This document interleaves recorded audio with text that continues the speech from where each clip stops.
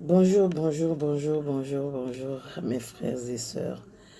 Et j'espère que vous allez bien et que la grâce de Dieu vous assiste de temps en temps. Nous remercions le Seigneur, l'Éternel des armées, lui qui veille sur nous, lui qui prend soin de nous et qui nous protège, nos familles, et qui nous dirige, qui nous conseille. Ce matin, je vais parler un peu de la compréhension dans le couple vis-à-vis l'un de l'autre. La compréhension que nous avons dans le couple vis-à-vis l'un de l'autre. Aujourd'hui, vous allez voir que il y a beaucoup de problèmes qui se passent dans le couple. Et il y a des questions d'interrogatoire qui se fait poser de temps en temps. Il y a la femme qui pose des questions et l'homme qui répète la même chose. Et parce qu'on ne comprend rien. On ne comprend rien. Et on veut comprendre, mais on ne comprend pas toujours. Je sais que c'est ce qui se passe dans vos couples.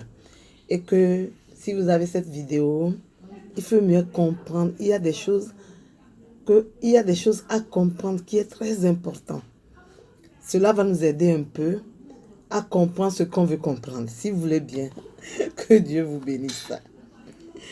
Aujourd'hui, dans le couple, la femme se dit que le monsieur ne doit pas faire ça.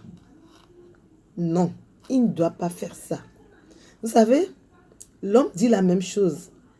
Si la femme doit faire quelque chose, ça là, elle ne doit pas le faire. L'interdiction dans le couple, il y en a.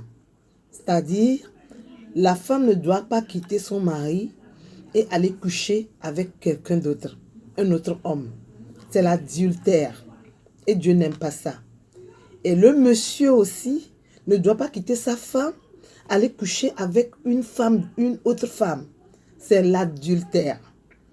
Mais aujourd'hui, il y a les hommes qui pensent que c'est les femmes seulement qui n'ont pas le droit de faire ça.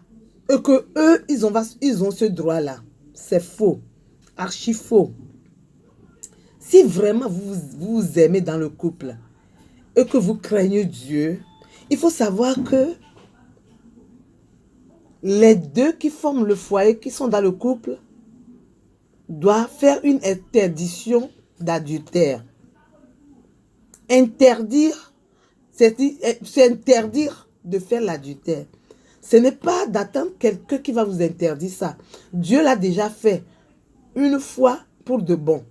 Maintenant, à moi, l'homme, la tête du foyer, la tête du couple, la tête de la famille, de ne pas faire ça. Donc, si l'homme pense dans le couple que lui, il est autorisé à coucher avec d'autres femmes, c'est une erreur. Maintenant, je reviens à mon thème.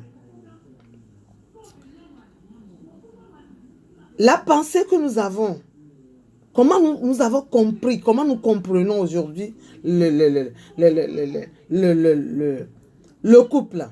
C'est-à-dire, comment se fait-il que, c'est ça que je vais dire, je suis dedans, hein. Comment se fait-il que ma femme a pu faire ça? Comment? C'est ça qui devient des erreurs aujourd'hui. C'est ça qui nous pousse à prendre des décisions qui n'est pas bien. La femme aussi, je dis, comment se fait-il que mon mari a fait ceci? Il est âgé, il ne doit pas faire ça, il ne doit pas parler comme ça, il ne doit pas parler comme si. Pourquoi ça? S'il a fait, c'est qu'il le sait. C'est-à-dire, il n'a pas fait sciemment. Il le savait avant de le faire. La femme aussi.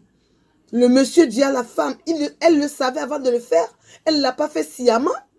Elle sait ce qu'elle fait. Mes chers frères, mes grandes sœurs, aujourd'hui, il faut comprendre une chose. Avant même de rentrer dans ce couple, de s'engager, il faut savoir que le monsieur doit faire des erreurs.